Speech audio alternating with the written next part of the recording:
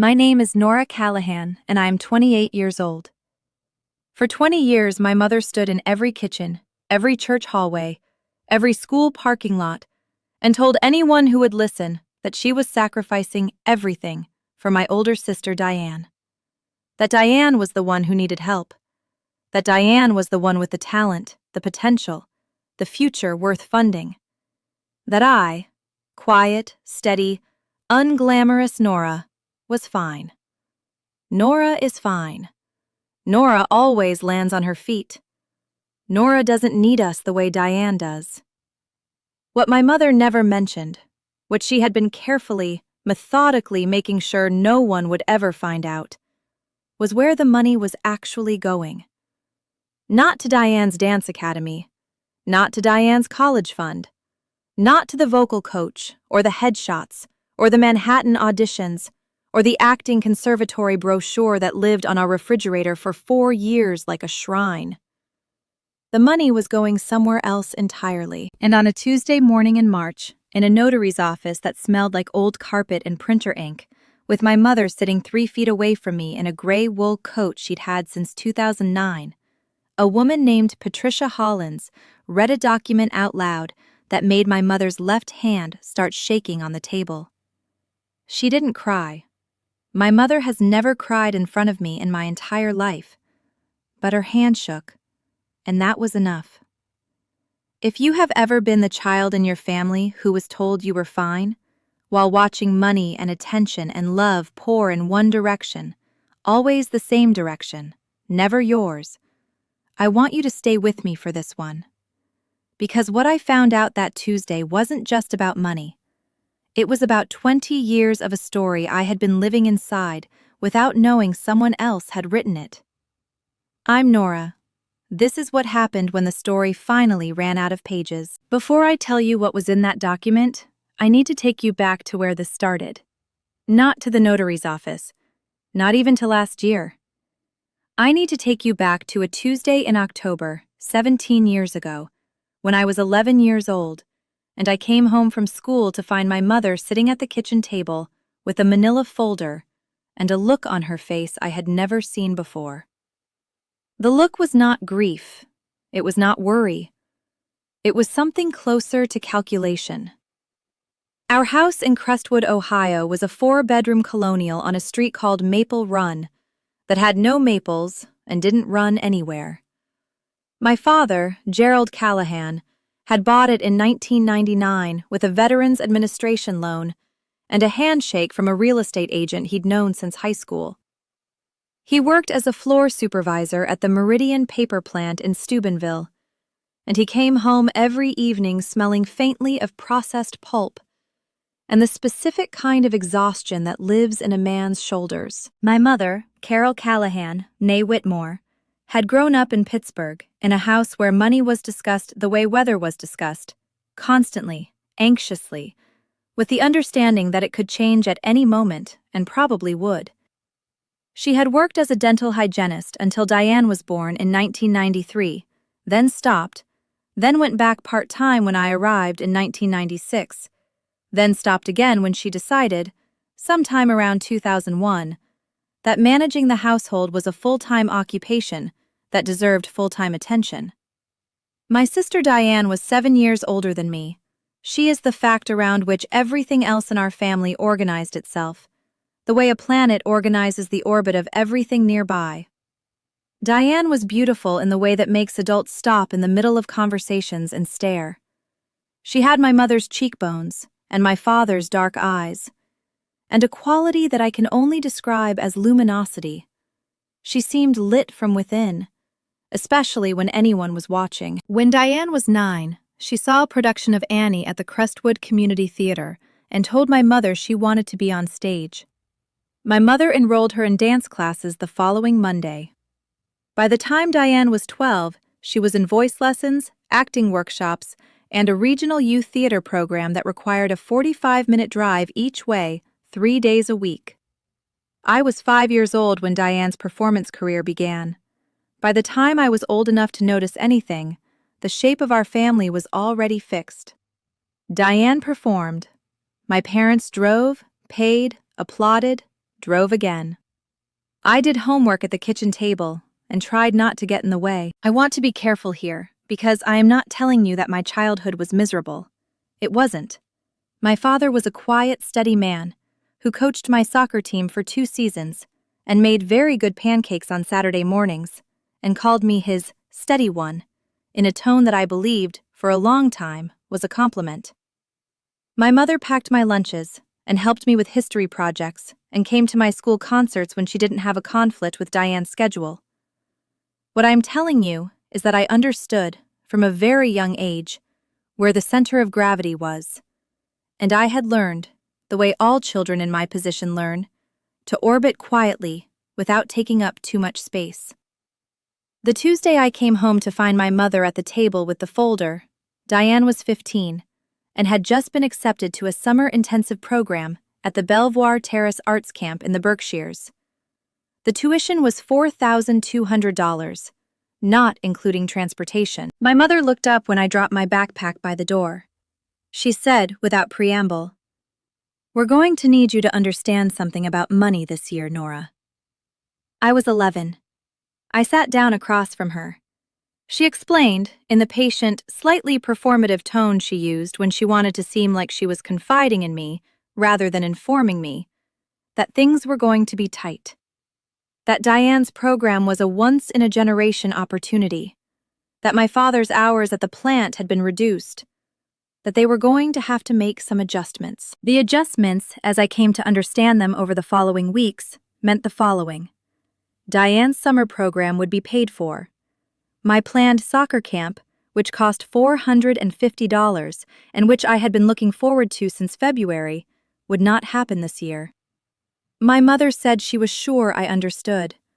She said Diane's window was narrow. You had to strike while the talent was young, while the connections were available. She said someday I would see why this had been the right call. I said okay. I was 11 years old, and I said okay because what else do you say when your mother tells you, with a folder of financial documents on the table between you, that your dreams are the ones that fit in the adjustment column? I'm telling you about that Tuesday because of what I would learn 17 years later, about where the money for Diane's summer program had actually come from. But we'll get there. What I want you to understand first is the pattern. Because that Tuesday was not the first time, and it was not close to the last. I am an accountant. Not the glamorous kind, if there is a glamorous kind. I work at a small firm called Howarth & Price in Columbus, Ohio, where I manage the books for 11 small business clients and spend approximately 30% of my time explaining to restaurant owners why their food costs don't add up to what they think they do.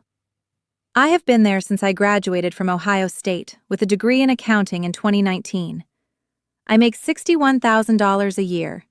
I have a 1-bedroom apartment in the short north with a good kitchen and a cat named Archimedes, and a savings account that I add to every month without fail. I became an accountant because numbers are honest. They don't have agendas. They don't perform. A number is exactly what it is, and if something doesn't balance, you keep looking until you find the place where the story broke. I did not go to soccer camp the summer I was 11.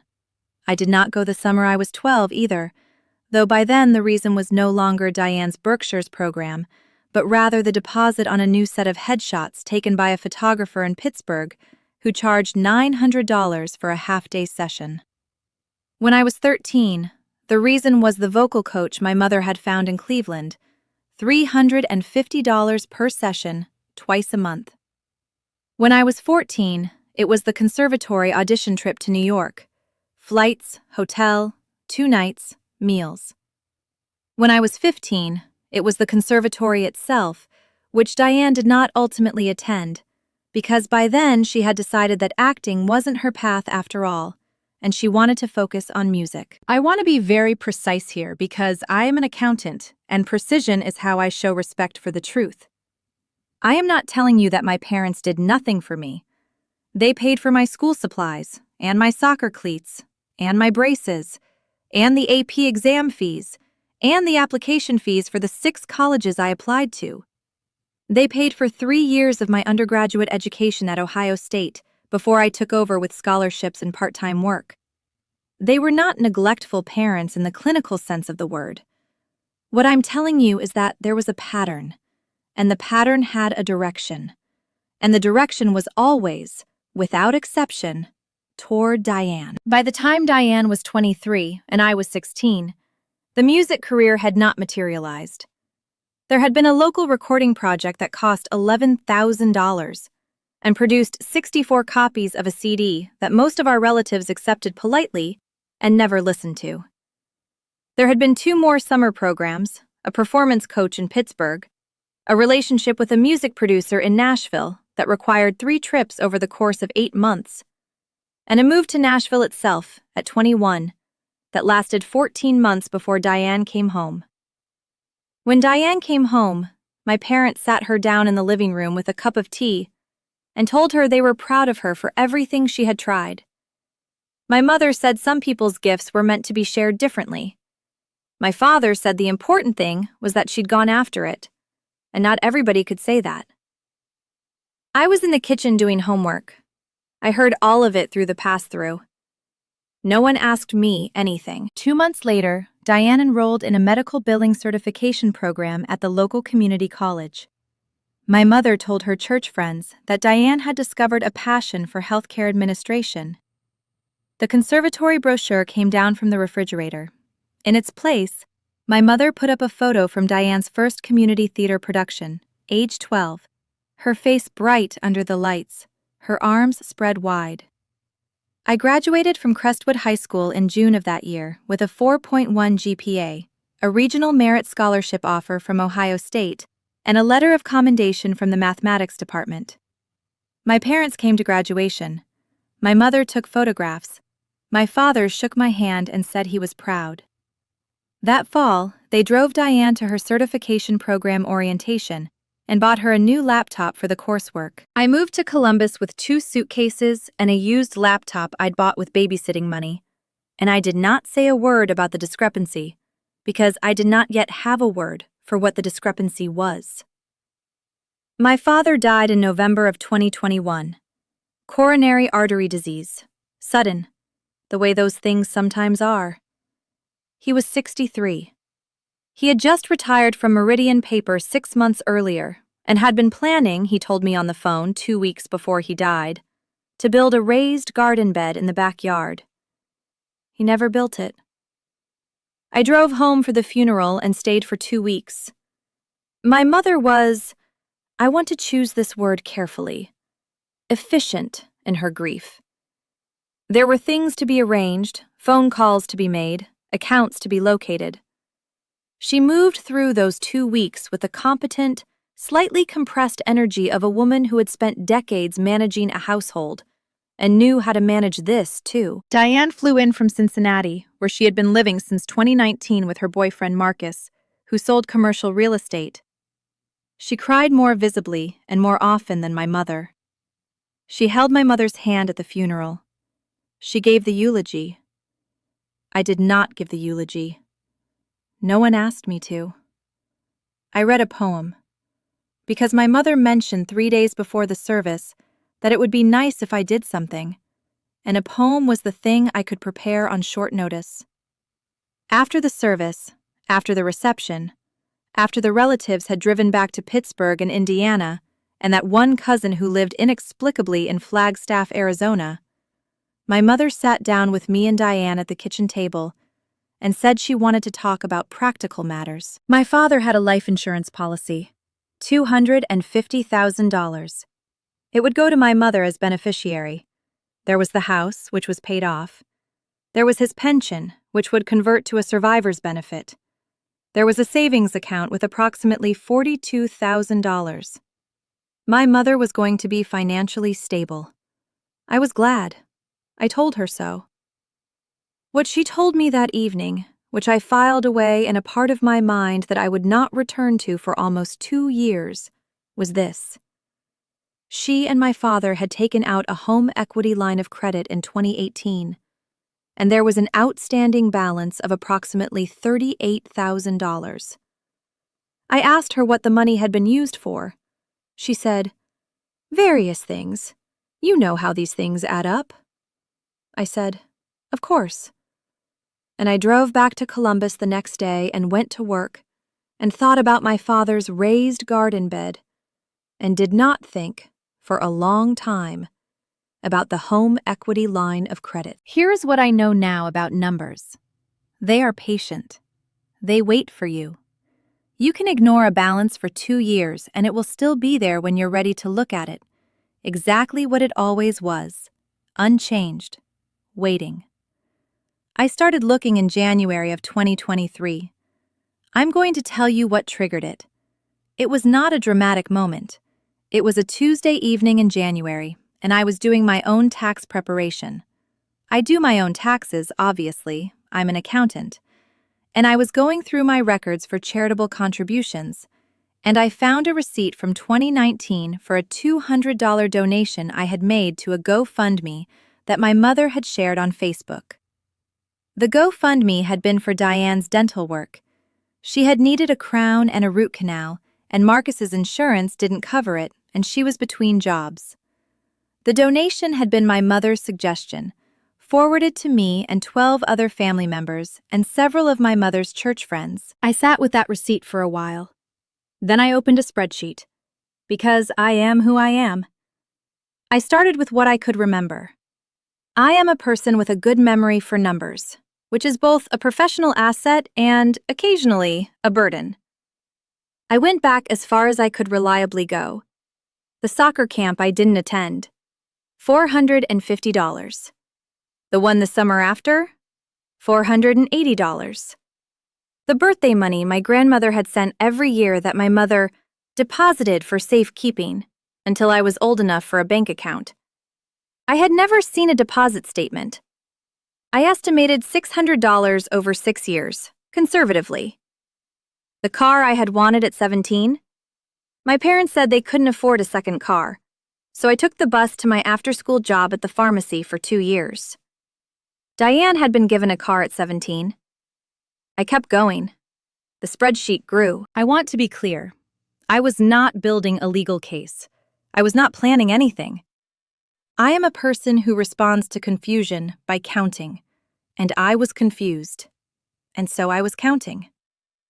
By February, I had a rough estimate of the value of things that had gone one direction in my family and not the other. It was not a precise number. It was an approximation.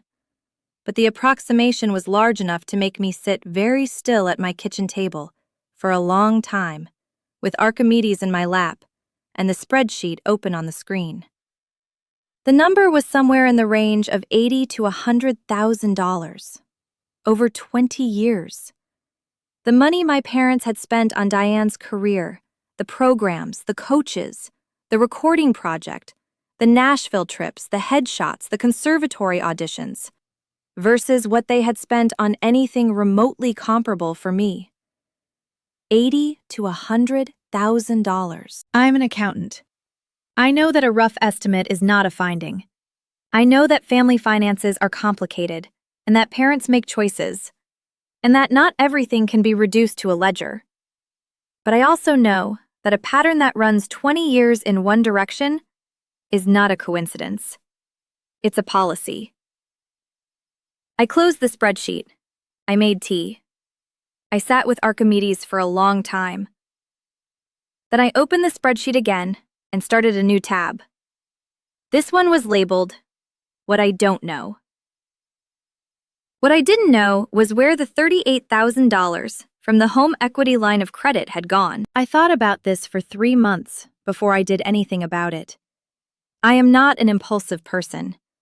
I went to work and managed my clients' books and came home and fed Archimedes and ran 4 miles on Saturday mornings and called my mother every Sunday at 6 and listened to her describe Diane's life in Cincinnati, which was apparently quite full. Marcus had gotten a promotion, their apartment was being repainted, Diane had started taking pottery classes, Diane had found a new doctor she really liked, Diane was thinking about going back to school for something. They weren't sure what yet. My mother asked about my life too. She always did. She asked how work was going and whether I was seeing anyone, and whether I was eating enough. She was not a bad mother. I want to keep saying that because I think it's important not to flatten complicated people into simple ones. She was not a bad mother. She was a mother who had made, over the course of 20 years, a series of choices that all bent in the same direction. And she had made those choices while telling a story, to herself, to our relatives, to her church friends, to me, about sacrifice and potential and a narrow window of opportunity. What I could not yet prove was whether she had known exactly what she was doing.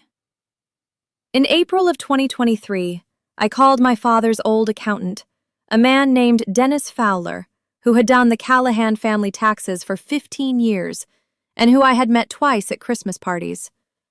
I told him I was trying to understand my parents' financial situation in the context of estate planning. My mother was 62, she lived alone. I wanted to make sure things were in order. This was partially true. I did want to understand her situation. I also wanted to understand something else. Dennis Fowler was helpful and professional.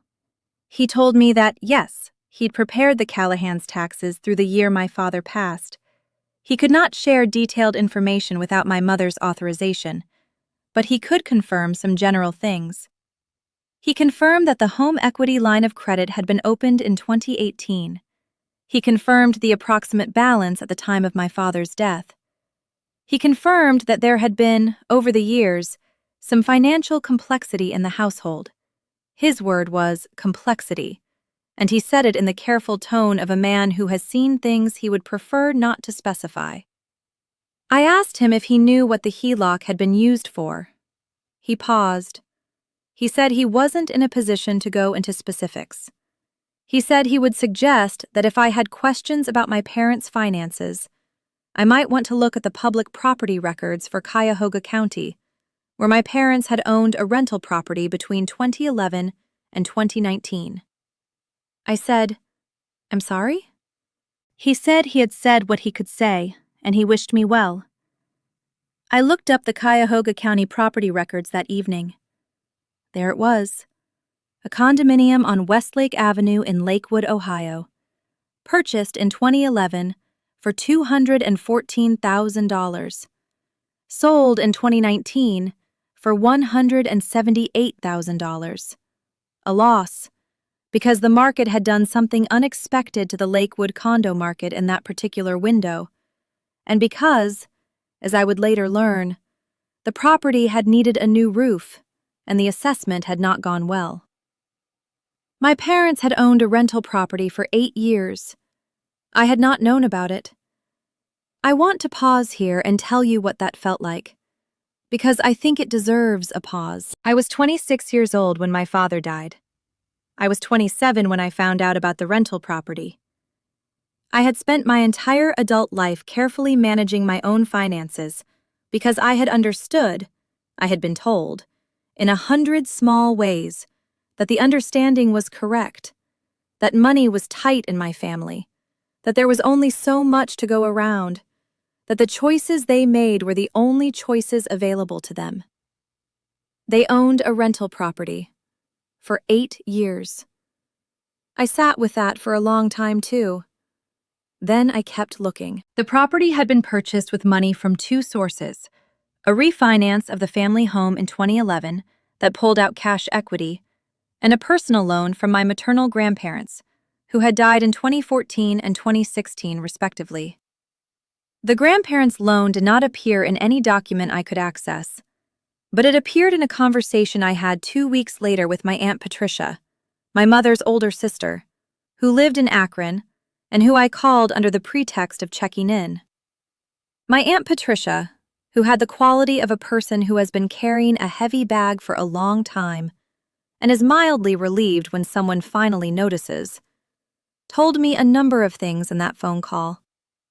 She told them in the careful, hedged way of someone who loves her sister, but has also spent years watching her sister's behavior and has made a quiet, private decision that some truths deserve to be told. She told me that my grandparents had given my mother $45,000 in 2011. She told me my mother had told them it was for home improvements. She told me that when the rental property had come up in a conversation at a family reunion in 2013, my grandparents had exchanged a look that Aunt Patricia had spent years thinking about. She told me one more thing. She told me that my grandparents, before they died, had changed their will. That they had added a specific bequest to me, a direct gift, not passing through my mother, of $30,000, to be held in a small trust administered by their attorney, a man named James Whitmore in Pittsburgh, until I claimed it. I said, "Patricia?" She said, "I know. I should have told you years ago. I thought your mother would tell you. Then I thought you would ask. Then I realized you didn't know enough to ask." I drove to Pittsburgh the following Saturday. James Whitmore's office was on the 14th floor of a building downtown that had been built in the 1970s and had the particular quality of buildings from that era: solid, slightly dated, committed to its own dignity.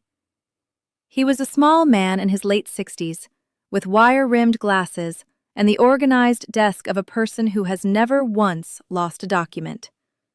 He had been expecting me. Aunt Patricia had called ahead. He confirmed everything she had told me. My grandparents had established a small testamentary trust in my name, funded with $30,000 in 2015. The trust had been earning modest interest since then. The current balance was $34,000 and some change. He could transfer it to me as soon as I provided the necessary documentation. I asked him why my mother hadn't told me. He looked at me over his glasses for a moment. Then he said, "Your mother was the executor of your grandparents' estate. She was notified of the trust when it was established. She would have known." I said, "She never mentioned it." He said, "No, she didn't contact my office after the initial notification. We sent 2 letters to you at your parents' address. Standard procedure for beneficiary notification. In 2015 and again in 2017. We never received a response." He opened a file on his desk. He showed me copies of both letters. They had been addressed to me. They had been sent to the house in Crestwood. I was 19 in 2015 and 21 in 2017. I was in college. I was living in the dorms and then in an off-campus apartment. My parents' house had been my mailing address on record for financial documents. The letters had arrived at that house. My mother had opened them. I know this because a mother does not let unopened mail for her college daughter sit on the hall table for weeks unattended. She opens it. She decides what to do with it. She had decided not to tell me. I sat across from James Whitmore with my hands flat on my knees, and I breathed very carefully for approximately 30 seconds. Then I said, "What do I need to sign?" I drove back to Columbus that afternoon. It was a Saturday in May, and the Ohio countryside was doing what it does in May, which is to be aggressively, almost aggressively green, like the world making an argument for its own continuation. I didn't listen to music. I didn't call anyone. I drove and I thought. Here is what I knew. My grandparents had left me $30,000. My mother had known. She had not told me for 8 years. The letters had gone to the Crestwood house. The money had sat in a trust, quietly compounding interest, while I had spent 8 years telling myself that my parents had not had extra money, that the choices they'd made had been the only choices available, that the pattern I had observed was the result of circumstance rather than intention. Here is what I didn't yet know: where the rental property income had gone, where the home equity loan money had gone, whether any of the financial complexity Dennis Fowler had referenced was related to any of this, what my mother would say if I asked her. I had been raised to be a quiet orbiter. I had spent 27 years doing it skillfully. I knew how to be in a room with my mother and say the right things and ask the right questions, and not push anywhere that would cause a scene. But I am also an accountant. and I had a spreadsheet. And the spreadsheet had a tab called What I Don't Know. And that tab was getting shorter, and every item that moved from the unknown column to the known column changed the shape of what I was looking at. I thought about my father, his steady shoulders, his Saturday morning pancakes, his voice on the phone 2 weeks before he died, talking about the raised garden bed. Did he know about the grandparents' trust? Did he know about all the ways money had moved in his household? I thought about the look Dennis Fowler's voice had gotten when he said the word complexity. I thought about my Aunt Patricia, who had watched for years and waited, and said she should have told me sooner. I thought about my mother at the kitchen table in 2006 with the manila folder, telling me that Diane's window was narrow, and that some things were the right call even when they were hard. I did not call my mother that Sunday. For the first time in 7 years, I let it go to voicemail. I spent the next 6 weeks doing what I do. I gathered information. I organized it. I verified what I could verify and flagged what I couldn't. The rental property records were public. I pulled everything available through the Cuyahoga County Auditor's website. The purchase price, the mortgage documents, the assessed values year by year, the tax records. The property had been purchased in 2011 and had been listed as a rental from 2012 through 2017, when the records showed it went vacant. It sold in early 2019 at a loss. The property had generated rental income for approximately 5 years. I could not determine exactly how much from public records, but based on comparable Lakewood rents during that period, I estimated between $1,400 and $1,600 per month at occupancy. The property had not always been occupied. There appeared to be gap periods. A reasonable estimate of total rental income over 5 years was somewhere between $70,000 and $90,000. That money had gone somewhere. My father's income from Meridian Paper had been steady but not large, a floor supervisor's salary in a mid-size manufacturing plant. My mother had not worked outside the home during those years. The household expenses for a couple in a paid-off house in Crestwood, Ohio, were not extraordinary. Where had the rental income gone? I made a list of possibilities.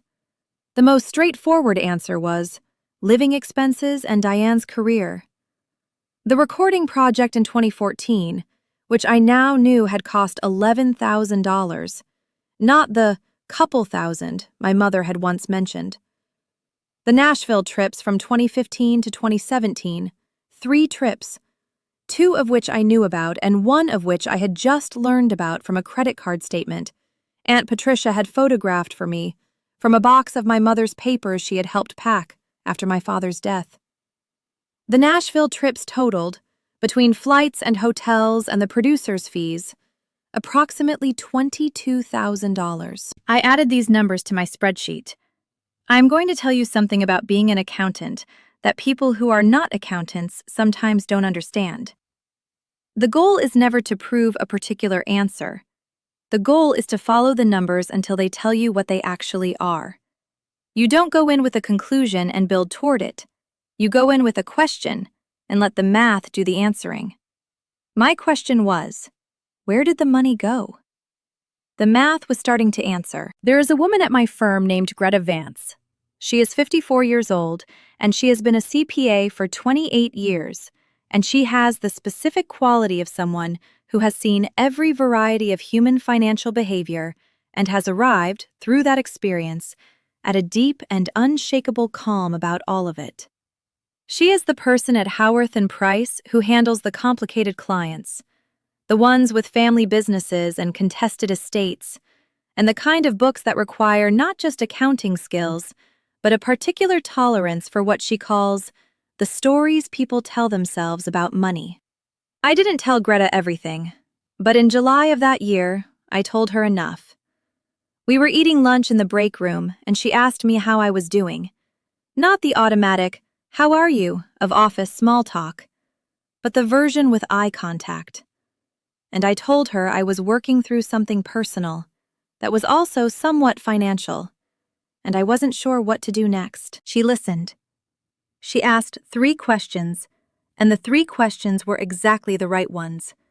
And when I finished answering them, she said, "You need to talk to an estate attorney before you do anything else. Not a family meeting, not a conversation with your mother, an attorney first." I asked her if she thought I had a case for something. She said, "I think you have a situation. What the situation is legally depends on facts you don't have yet. What you have right now is a pattern and an absence of information. That's not nothing, but it's not something to walk into a difficult family conversation with before you understand what you're actually dealing with." She gave me the name of an attorney in Columbus who handled estate disputes. She said she had referred clients to him before, and he was thorough, and he would tell me the truth even if the truth wasn't what I wanted to hear. I called him the following Monday. His name was Robert Egan. He had an office in a converted Victorian house on Broad Street that he shared with 2 other attorneys, a paralegal named Sandra, and a very old golden retriever named Biscuit, who slept under the reception desk and occasionally snored loud enough to be heard through the office walls. I brought my spreadsheet. I brought copies of everything I had gathered. I brought a timeline I had written out in my careful accountant's handwriting, color-coded by verified fact versus estimate versus inference. Robert Egan looked at everything. He asked questions. He was a methodical man in his early 50s, who had the quality of someone who has heard a great many difficult stories and has made his peace with the difficulty. He said a few things that I will try to summarize accurately. He said that the grandparents' trust was the most straightforward element. The trust existed, I was the beneficiary, the letters had been sent to my address of record, and whether my mother had intercepted them was ultimately less legally significant than the fact that the trust still existed, and I could claim it, which I had already done. He said that was good. He said the rental property was more complicated. The property had been my parents' joint asset. The income from it had been theirs to spend as they chose. There was no legal obligation for them to account to me for how they spent their own money. The fact that they had not told me about it was not, in itself, a legal matter. He said the home equity line of credit was similarly their business to manage. Unless there was evidence of fraud, someone using my identity or my credit without my knowledge, their decision to take out a HELOC and spend the proceeds was their decision to make. Then he paused. He said there was one more thing I should consider, and he would tell me carefully because it was the kind of thing that could go in more than one direction. He said, "Do you have any reason to believe your name or credit was used in connection with any of your parents' financial activities without your knowledge?" I thought about the spreadsheet tab labeled, "What I don't know." I said, "I'm not sure. I should probably check my credit report." He said, "I would do that before our next conversation." I pulled my credit reports that evening, all 3 bureaus. There was nothing unusual. No accounts I didn't recognize, no inquiries I hadn't authorized, no phantom loans or credit cards. My credit was clean. I told Robert Egan at our next meeting, and he said that was good news. He said it meant whatever had happened, it had happened with my parents' own financial instruments, not mine. He said, "I want to ask you something, and I want you to think about it before you answer. What outcome are you looking for?" I thought about it. I said, "I want to understand what happened. I want my mother to know that I understand what happened, and I want to be finished with the version of myself that kept apologizing for needing things." He looked at me for a moment. Then he said, "That's a very clear answer." I called Diane in August. "I want to tell you about this because I think it matters, and because I think the easy version of this story would make Diane a villain, and the truth is more complicated than that." Diane and I were not close. We had never been close.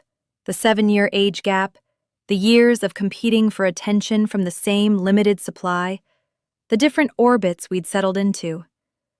We talked at holidays and occasionally texted.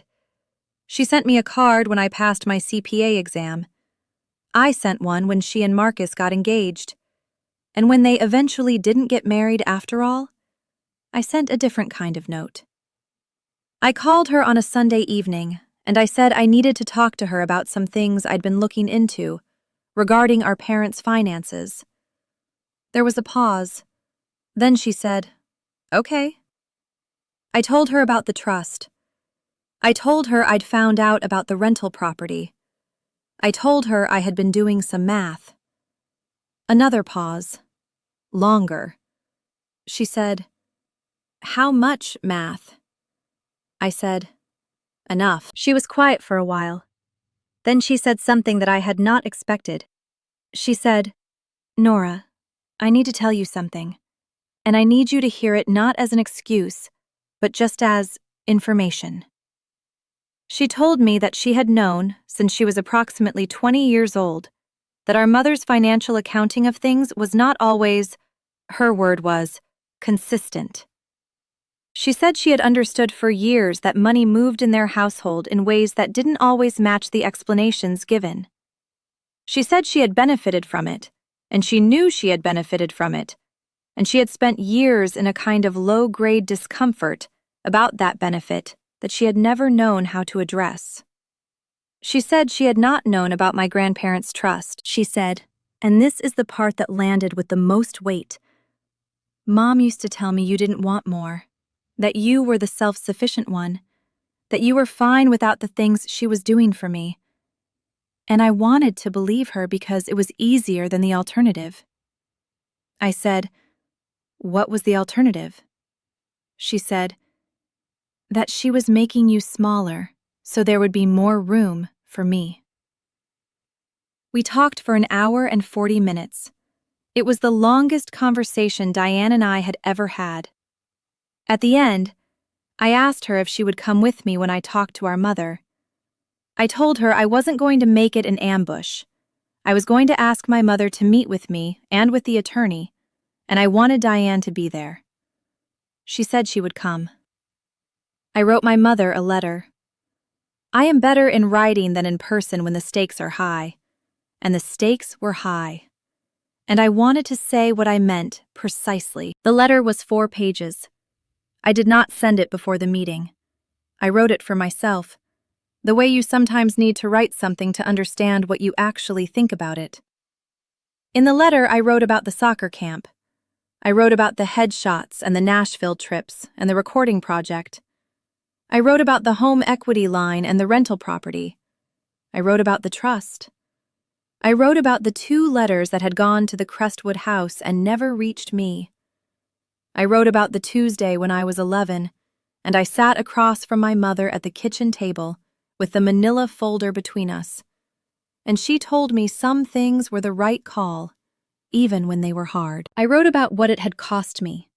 Not in dollars, though I had the dollar figure, approximately, in my spreadsheet, but in the smaller, harder-to-count currency of a child who learns early that her needs go in the adjustment column. The ways I had learned to take up less space.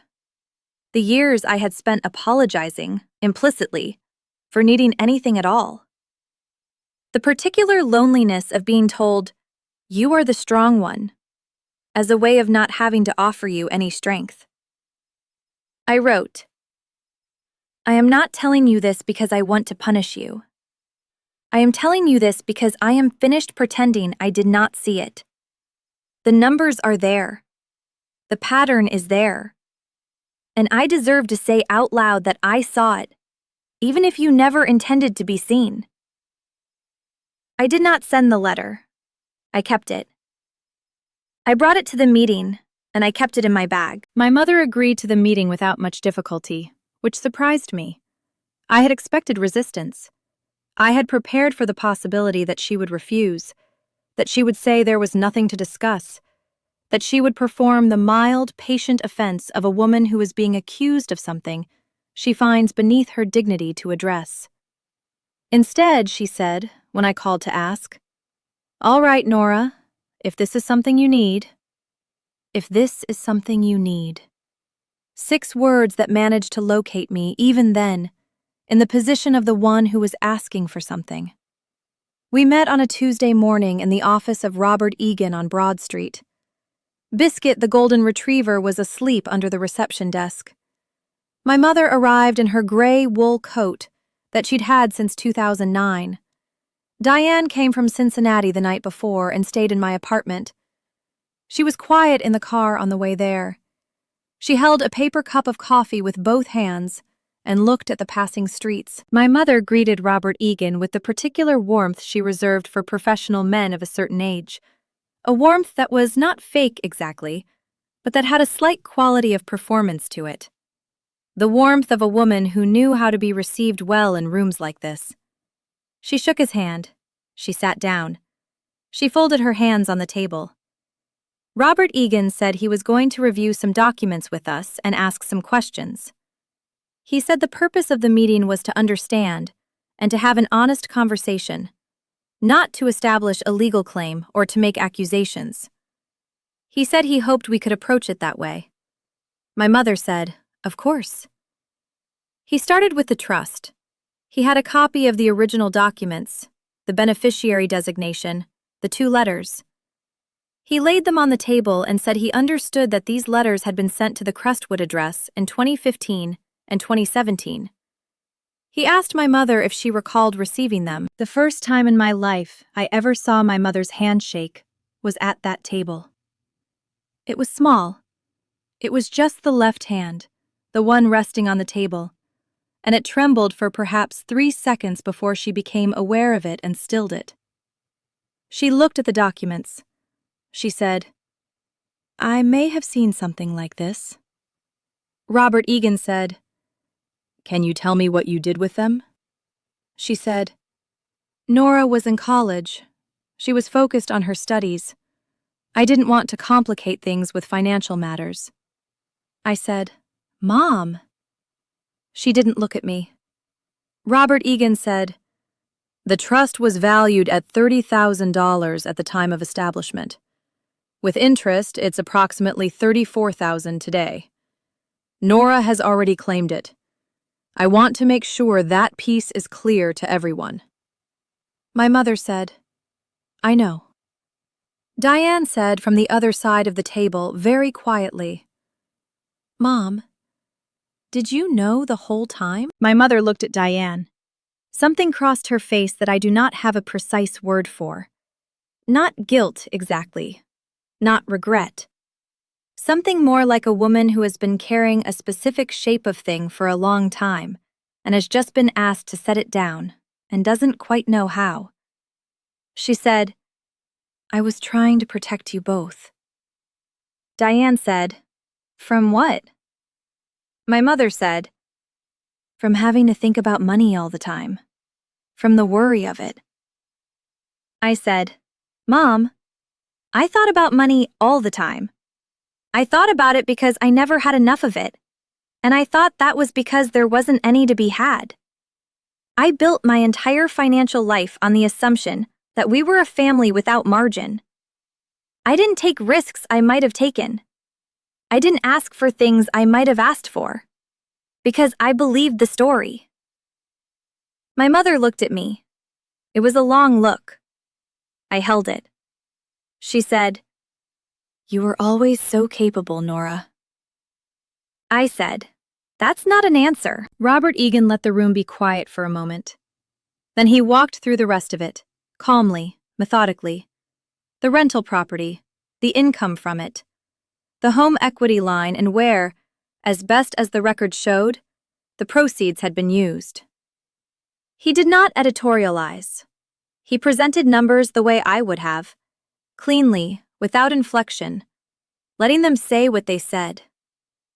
My mother did not deny any of it. She explained some of it.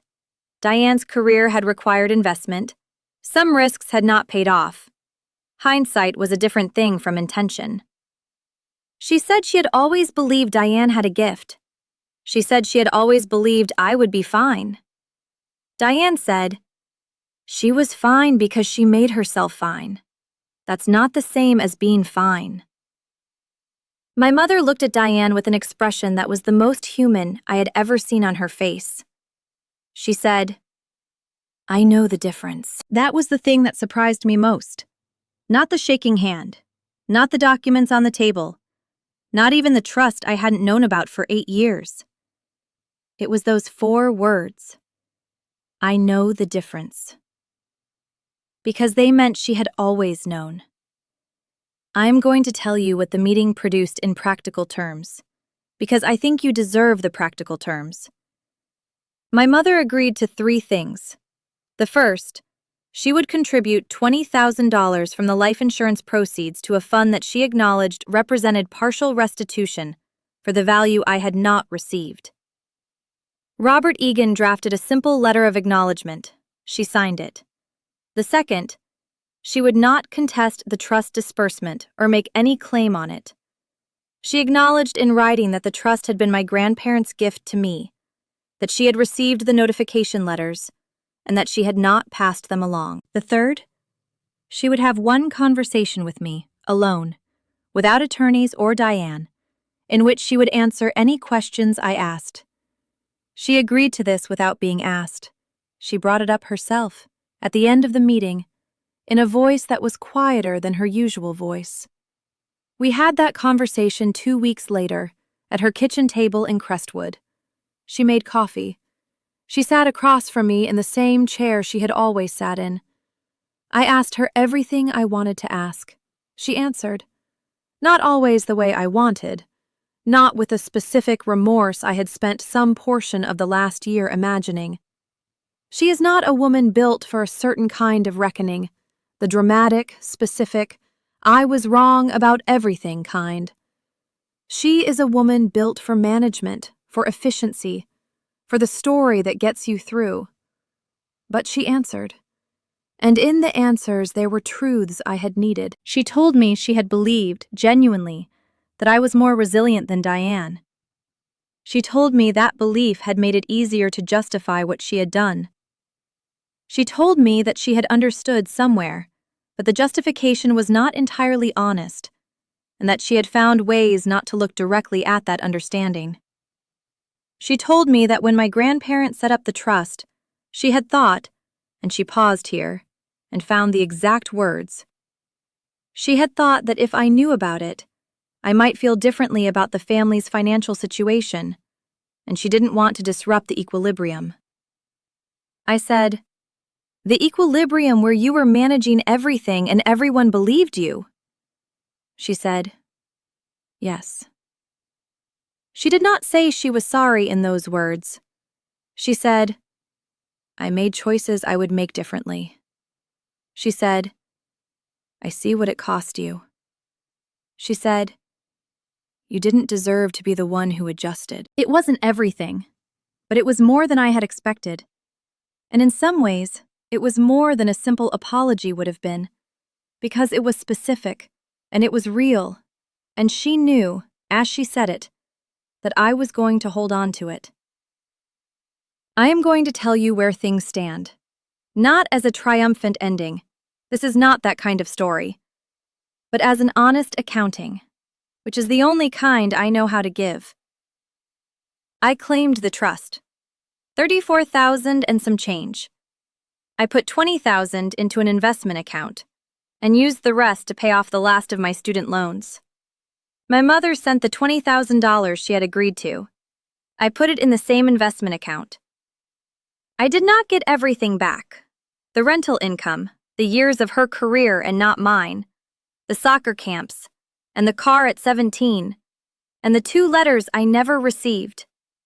Those don't have a clean dollar figure, and they don't have a check that arrives in an envelope.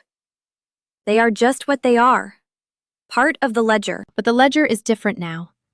I can see the whole thing, all of it, the numbers in both columns. That changes something. Diane and I talk every 2 or 3 weeks. It is strange and slow and sometimes awkward in the way that 2 people rebuilding something from scratch are sometimes awkward. She is in therapy. She told me in September that she has been working through, her therapist's phrase, the costs of being chosen. I told her that phrase had made me cry in the car, and she said it had made her cry when the therapist said it too. My mother and I talk on Sundays, still. The calls are different now. I am not smaller in them. I take up the space I actually occupy. She is learning, I think, how to be in a room with me without the old story between us. And it is not easy for either of us. And we are doing it anyway. I have not forgiven her in the clean, complete way that word sometimes implies. I am working towards something that I think of less as forgiveness and more as accuracy. A precise, honest understanding of what happened and what it cost and what is owed and what cannot be recovered. That is a different project than forgiveness, and it takes longer, and it doesn't come with absolution at the end of it. But it is an honest project, and I am an honest person. I keep a binder now, in my apartment in the short north. It has 7 tabs. The tabs contain everything: the trust documents, the property records, the spreadsheet, the attorney's letter of acknowledgement, a copy of the letter I wrote but never sent, and, in the last tab, a single page I wrote to myself in January when I first opened the spreadsheet and started adding up what I didn't know. That page says, "The numbers are yours. They were always yours. Start counting." I did start counting. And now I know exactly what the ledger says. If you have made it this far, I want to say something directly to you. If you are the one in your family who was told you were fine, the capable one, the resilient one, the one who didn't need as much, I want you to know that fine is not a verdict. It's a story someone else told when they needed you to take up less space. You are allowed to count what it cost you. You are allowed to open the spreadsheet. You are allowed to look at the numbers with clear eyes and say, "I see what this says. I see what the pattern has been. I see where the money went and where it didn't." You don't have to go to a notary's office. You don't have to build a legal case. You don't have to say anything to anyone if you don't want to. But you are allowed to know the truth of your own life. You are allowed to add it up. My name is Nora Callahan. I am 28 years old. I am an accountant. And I finally know what the books say. If this reached you, tell me where you're watching from and what time it is there. I read every single one. And if you are the self-sufficient one, the fine one, the one who adjusted, drop a comment. I want to know that you're out there. Because so was I, for a very long time.